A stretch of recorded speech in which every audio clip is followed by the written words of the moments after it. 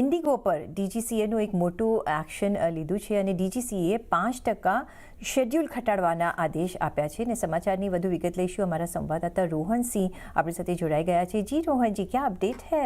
DGCA ने क्या कहा है इंडिगो को?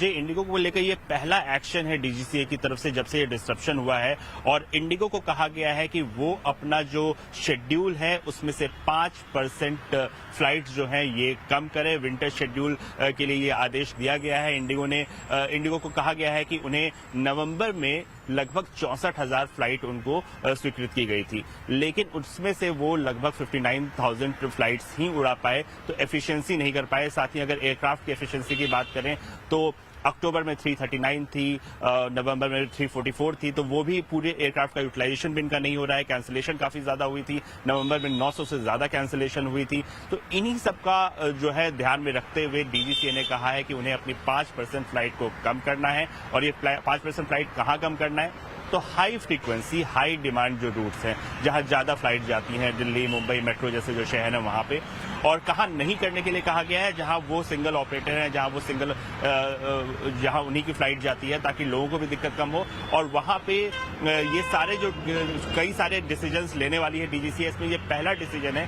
आने वाले समय में पेनल्टी भी आप देख सकते हैं। और एक और चीज है कि ये कंप्लायंस बेस्ड पेनल्टी मिल सकती है। मसलन उन्हें अगर इस आदेश का वो पालन करते हैं तो हो सकता है कि अगर आने वाले समय में उन्हें ज्यादा और पेनल्टी ना मिले, लेकिन अगर ये पाया जाता है कि अभी का जो आदेश है उसका वायलेशन हो रहा है तो उन्हें और ज्यादा आने वाले समय में विंटर शेड्यूल के बाद भी इन्हें लगातार जो अपना रूट है उसे रेशनलाइज करने के लिए कहा जा सकता है।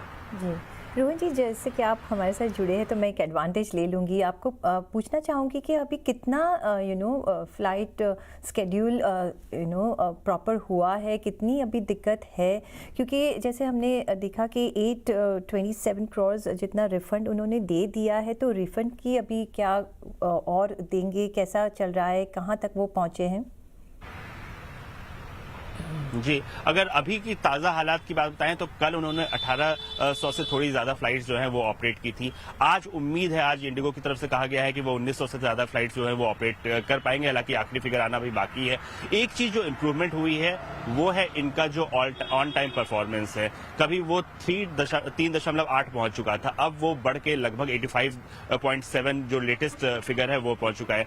तो पहले के मुकाबले काफ़ी सुधार है। जहां तक बैगेजेस की बात है, करीब 9,000 बैगेजेस उन्हें डिलीवर करने थे, ट्रेस करके ट्रैक करके लोगों तक पहुंचाने थे।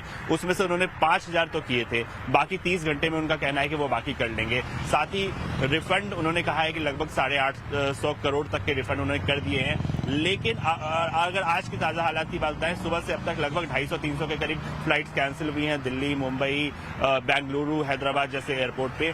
तो स्थिति सामान्य जरूर हो रही है, लेकिन जो टाइम मांगा गया था इंडिगो की तरफ से 10 दिसंबर का, यानी कल का, उसके बाद ही हम उम्मीद कर सकते हैं कि पहले वाली जो स्थिति थी वो पहुंच पाएगी।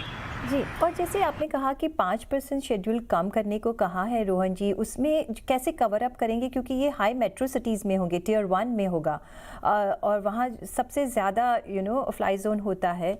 कुछ डीजीसीए में ने कुछ क्लैरिफाई किया है कि कैसे वो कवर अप करेंगे?